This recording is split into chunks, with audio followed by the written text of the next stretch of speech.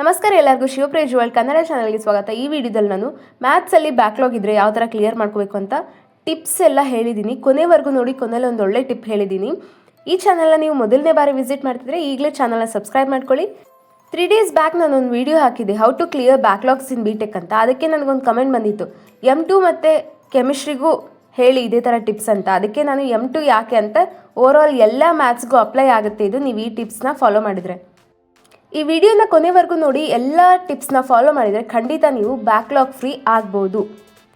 ಮೊದಲನೇ ಟಿಪ್ ಬಂದುಬಿಟ್ಟು practice smart not random. ಅಂದರೆ ಯಾವ ಕ್ವಶನ್ಸ್ ಜಾಸ್ತಿ ರಿಪೀಟೆಡ್ ಆಗಿರುತ್ತೋ ಎಲ್ಲ ಕ್ವಶನ್ ಪೇಪರಲ್ಲೂ, ಲಾಸ್ಟ್ 5 years ಕ್ವಶನ್ ಪೇಪರ್ಸ್ ತೊಗೊಂಡು ರಿಪೀಟೆಡ್ ಕ್ವಶನ್ಸ್ನ ಜಾಸ್ತಿ ಪ್ರಾಕ್ಟೀಸ್ ಮಾಡಿ. ಹೋಲ್ ಚಾಪ್ಟರ್ ಪ್ರಾಕ್ಟೀಸ್ ಮಾಡಿದ್ರು ಅಷ್ಟೇ, ರಿಪೀಟೆಡ್ ಕ್ವಶನ್ಸ್ ಪ್ರಾಕ್ಟೀಸ್ ಮಾಡಿದ್ರು ಅಷ್ಟೇ. ಅದಕ್ಕೆ ಸ್ಮಾರ್ಟಾಗಿ ಥಿಂಕ್ ಮಾಡಿ, ಲಾಸ್ಟ್ 5 years ಕ್ವಶನ್ ಪೇಪರ್ಸ್ ತೊಗೊಂಡು ರಿಪೀಟೆಡ್ ಕ್ವಶನ್ಸ್, ಒಂದು ಮಾಡ್ಯೂಲಿಂದ ಒಂದು 10 ಕ್ವಶನ್ಸ್ ತೊಗೊಂಡು ಅದನ್ನು ಜಾಸ್ತಿ ಪ್ರಾಕ್ಟೀಸ್ ಮಾಡಿ. ಇದು ತುಂಬ ಇಂಪಾರ್ಟೆಂಟ್. ಸೆಕೆಂಡ್ ಟಿಪ್ ಬಂದುಬಿಟ್ಟು focus on high weightage chapters. ಅಂದರೆ ಈ ಚಾಪ್ಟ್ರಿಂದ ನಿಮಗೆ 10 to 20 ಮಾರ್ಕ್ಸಿಗೆ ಸಿಗುತ್ತೆ, ಈ ಚಾಪ್ಟ್ರಿಂದ 30 ಮಾರ್ಕ್ಸಿಗೆ ಬರುತ್ತೆ, ಆ ಥರ ಇರುತ್ತಲ್ಲ. ಅದಕ್ಕೆ ಹೈ ವೇಟೇಜ್ ಚಾಪ್ಟರ್ಸ್ನ ಫಸ್ಟ್ ಫೋಕಸ್ ಮಾಡಿದರೆ, ನೀವು 2-3 ಚಾಪ್ಟರ್ಸ್ ಓದಿದರೆ 50% ಆಫ್ ದ ಸಿಲೆಬಸ್ ಈಸಿಯಾಗಿ ಕವರ್ ಆಗುತ್ತೆ. ಹಾಗಾಗಿ ನೀವು ಫೋಕಸ್ ಮಾಡಿ ಯಾವುದ್ರ ಮೇಲೆ ಅಂದರೆ ಹೈ ವೇಟೇಜ್ ಚಾಪ್ಟರ್ಸ್ ಮೇಲೆ. ಆವಾಗ ನಿಮ್ಮ ಕಾನ್ಫಿಡೆನ್ಸ್ ಬಿಲ್ಡ್ ಆಗುತ್ತೆ, ನಾನು ಈಸಿಯಾಗಿ ಕ್ಲಿಯರ್ ಮಾಡ್ಬೋದು, ಜಾಸ್ತಿ ಮಾರ್ಕ್ಸ್ನೂ ಸ್ಕೋರ್ ಮಾಡ್ಬೋದು ಅನ್ನೋ ಕಾನ್ಫಿಡೆನ್ಸ್ ನಿಮಗೆ ಬರುತ್ತೆ. ಇದರಿಂದ ನೀವು ಈಸಿಯಾಗಿ ಸ್ಕೋರ್ ಮಾಡ್ಬೋದು. ಥರ್ಡ್ ಟಿಪ್ ಬಂದುಬಿಟ್ಟು ರಿವರ್ಸ್ ಲರ್ನಿಂಗ್ ಟೆಕ್ನಿಕ್. ಅಂದರೆ ನೀವೇನಾದರೂ ಪ್ರಾಕ್ಟೀಸ್ ಮಾಡಬೇಕಾದ್ರೆ ಅದನ್ನು ಜೋರಾಗಿ ನಿಮ್ಮದು ನೀವೇ ಹೇಳ್ಕೊಳ್ಳಿ. ಇದು ಈ ಸ್ಟೆಪ್ಪು, ಇದನ್ನು ಈ ಥರ ಮಾಡಬೇಕು, ಈ ಸ್ಟೆಪ್ಪಲ್ಲಿ ಇದನ್ನು ಎಕ್ಸ್ಪ್ಲೈನ್ ಮಾಡಿದ್ದಾರೆ ಅಂತ ನಿಮ್ಮನ್ನು ನೀವೇ ಅದನ್ನು ಎಕ್ಸ್ಪ್ಲೈನ್ ಮಾಡ್ಕೊಳ್ಳಿ. ಅಥವಾ ಯಾರಾದರೂ ಫ್ರೆಂಡ್ಸ್ ಇದ್ದರೆ ಅವ್ರಿಗೆ ಕರ್ಕೊಂಡು ಬಂದು ಎಕ್ಸ್ಪ್ಲೈನ್ ಮಾಡಿ ಅದನ್ನು.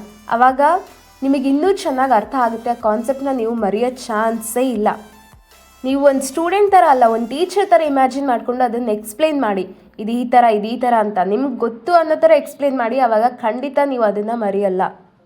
ಫೋರ್ತ್ ಟಿಪ್ ಬಂದುಬಿಟ್ಟು make your own concept notebook. ಇದು ತುಂಬ ಇಂಪಾರ್ಟೆಂಟ್. ನೀವು ಯಾವುದೇ ಒಂದು ಕಾನ್ಸೆಪ್ಟನ್ನ ಓದ್ತಿದ್ದೀರಿ ಅಂದರೆ ಸ್ಟಾರ್ಟಿಂಗ್ ಫಸ್ಟ್ ಚಾಪ್ಟರಿಂದ ನೀವು ಒಂದು ನೋಟ್ಬುಕ್ ಇಟ್ಕೊಳ್ಳಿ. ಏನೇನು ಓದ್ತಿದ್ದೀರೋ ಅದನ್ನು ಶಾರ್ಟಾಗಿ ಒಂದು ನೋಟ್ಬುಕ್ಕಲ್ಲಿ ಬರಿತಾ ಹೋಗಿ. ಒಂದು ಫಾರ್ಮುಲಾ ಆಗಲಿ, ಏನೇ ಒಂದು ಟಾಪಿಕ್ ಬಗ್ಗೆ ಶಾರ್ಟಾಗಿ ಒಂದು 10 pages ಇರೋದು ಒಂದು 2 pagesಲ್ಲಿ ಫಿಲ್ ಮಾಡಿ ಶಾರ್ಟಾಗಿ ಬರ್ಕೊಳ್ಳಿ. ಎಕ್ಸಾಮ್ ಇನ್ನೊಂದು 2 days ಇದೆ ಅಂದಾಗ ಅದನ್ನು ನೋಡಿದರೆ ನೀವು ಹೋಲ್ ಸಿಲೆಬಸ್ನ ಈಸಿಯಾಗಿ ರಿವೈಸ್ ಮಾಡ್ಬೋದು. ತುಂಬ ಇಂಪಾರ್ಟೆಂಟ್. ನಿಮ್ಮ ಹ್ಯಾಂಡ್ ರಿಟನ್ ನೋಟ್ಸ್ ಇದ್ದರೆ ನಿಮ್ಗೆ ಇನ್ನೂ ಈಸಿಯಾಗಿ ಅರ್ಥ ಆಗುತ್ತೆ. ನೀವೆಷ್ಟು ಬರೆಯೋದನ್ನು ಪ್ರಾಕ್ಟೀಸ್ ಮಾಡ್ತೀರೋ ಅಷ್ಟು ಚೆನ್ನಾಗಿ ನಿಮ್ಮ ತಲೆಯಲ್ಲಿ ಕೂತ್ಕೊಳ್ಳುತ್ತೆ ಆ ಟಾಪಿಕ್. ನೀವು ಮರೆಯೋ ಚಾನ್ಸೇ ಇಲ್ಲ. ಹಾಗೆ ಎಕ್ಸಾಮಲ್ಲೂ ಕೈ ಓಡ್ತಾ ಇರುತ್ತೆ. ನಿಮ್ಗೆ ಅದು ನೆನ್ಪು ಬರದೇ ಇರಲಿ, ಕೈ ಓಡ್ತಾನೆ ಇರುತ್ತೆ ಎಕ್ಸಾಮಲ್ಲಿ. ನೀವು ಬೇಕಾದ್ರೆ ಅಬ್ಸರ್ವ್ ಮಾಡಿ. ನಿಮ್ಮ ಓನ್ ಹ್ಯಾಂಡ್ ರಿಟನ್ ನೋಟ್ಬುಕ್ ಅನ್ನೋದು ತುಂಬ ಇಂಪಾರ್ಟೆಂಟ್. ಬರೆಯೋದನ್ನು ಫಸ್ಟ್ ಚಾಪ್ಟ್ರಿಂದನೇ ಸಿಲೆಬಸ್ ಎಲ್ಲನೂ ಕವರ್ ಮಾಡೋ ಥರ ಪ್ರಾಕ್ಟೀಸ್ ಮಾಡ್ಕೊಳ್ಳಿ. ಫಿಫ್ತ್ ಟಿಪ್ ಬಂದುಬಿಟ್ಟು ಟೈಮ್ ಟೆಸ್ಟ್ ಪ್ರಾಕ್ಟೀಸ್.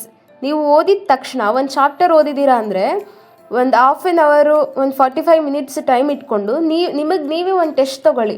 ಎಷ್ಟು ಬರಿತೀರಾ, ಯಾವ ಥರ ಬರಿತೀರಾ, ಟೈಮ್ ಮ್ಯಾನೇಜ್ ಆಗುತ್ತಾ ಇಲ್ವಾ 45 minutesಲ್ಲಿ. ಇನ್ನೂ ಜಾಸ್ತಿ ಟೈಮ್ ತೊಗೊತಿದ್ರೆ ನೀವು ಎಷ್ಟು ಪ್ರಾಕ್ಟೀಸ್ ಮಾಡ್ತೀರಾ ಅಷ್ಟು ಕಮ್ಮಿ ಟೈಮ್ ತೊಗೊಳುತ್ತೆ. ಹಾಗಾಗಿ ದಿನಾಲೂ ನೀವು ಪ್ರಾಕ್ಟೀಸ್ ಮಾಡ್ತಾ ಹೋಗಬೇಕು. ಈ ಟೆಸ್ಟ್ಗಳನ್ನ ನೀವು ವೀಕ್ಲಿ ಒನ್ಸ್ ತೊಗೊಂಡ್ರೆ ತುಂಬ ಒಳ್ಳೆಯದಾಗುತ್ತೆ, ತುಂಬ ಹೆಲ್ಪ್ ಆಗುತ್ತೆ ನಿಮಗೆ ಎಕ್ಸಾಮ್ಗೆ. ಇದು ಒಂಥರ ನೀವು ಮೇನ್ ಎಕ್ಸಾಮ್ಗೆ ಪ್ರಿಪೇರ್ ಆದಂಗೆ. ಒಂದು ವೇಳೆ ನೀವು ಮೇನ್ ಎಕ್ಸಾಮಿಗೆ ಹೋದ್ರೂ ಒಂದು ಎಕ್ಸಾಮ್ ಫಿಯರ್ ಅನ್ನೋದು ನಿಮಗಿರಲ್ಲ. ಈಸಿಯಾಗಿ ನೀವು ಅದನ್ನು ಹ್ಯಾಂಡಲ್ ಮಾಡ್ಬೋದು, ಅಷ್ಟೊಂದು ಸ್ಟ್ರೆಸ್ ಇರಲ್ಲ. ಯಾಕಂದರೆ ಇಷ್ಟೊಂದು ಮಿನಿ ಟೆಸ್ಟ್ನ ಆಲ್ರೆಡಿ ನೀವು ಅಟೆಂಡ್ ಮಾಡಿದ್ದೀರ, ನಿಮಗೆ ಆ ಎಕ್ಸಾಮ್ ಫಿಯರ್ ಅನ್ನೋದಿರಲ್ಲ. ಈಸಿಯಾಗಿ ಯಾವುದೇ ಎಕ್ಸಾಮ್ನ ಟೈಮ್ ಮ್ಯಾನೇಜ್ಮೆಂಟ್ ಜೊತೆಗೆ ಈಸಿಯಾಗಿ ಬರಿಬೋದು. ಸಿಕ್ಸ್ತ್ ಟಿಪ್ ಬಂದುಬಿಟ್ಟು understand the secret behind math. ಅಂದರೆ ಮ್ಯಾಥ್ಸ್ ಅನ್ನೋದು ಒಂದು ಮೆಮೊರಿ ಬೇಸ್ಡ್ ಅಲ್ಲ, ಅದು ಪ್ಯಾಟ್ರನ್ ಬೇಸ್ಡ್. ಫಾರ್ಮುಲಾಸ್ನ ಬಯಾಟ್ ಮಾಡಬೇಡಿ, ಅರ್ಥ ಮಾಡ್ಕೊಳ್ಳಿ ಇದು ಯಾಕೆ ವರ್ಕ್ ಆಗ್ತಿದೆ.